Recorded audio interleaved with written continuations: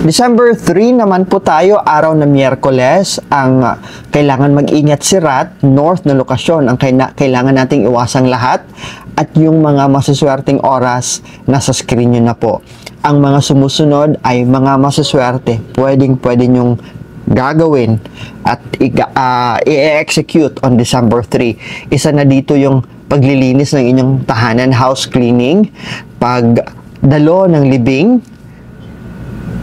pagpapatayo ng monumento. Now, if you are going to do construction at magpapatayo kayo ng monumento, maswerte on December 3. Ang kailangan nating iwasan on December 3 ay ang pag-aalay ng sakripisyo, pagdodonate, pagkakawang gawa o pagcha-charity works. Hindi ito maswerte on December 3. Ang paglipat ng bagong tahanan, bagong tirahan, bagong opisina ay hindi rin maswerte on December 3. Pagde-decorate ng inyong tahanan, hindi rin maswerte on December 3. At pagse-set up ng mga pampaswerte, hindi maswerte on December 3. Kasama na dyan yung groundbreaking ceremony. Kasi if magpaplano kayo na magpagawa ng building o tahanan and you wanted to do a groundbreaking ceremony, December 3 is not an auspicious date. Kailangan yung i-reschedule yan, humanap ng ibang petsang malapit dito.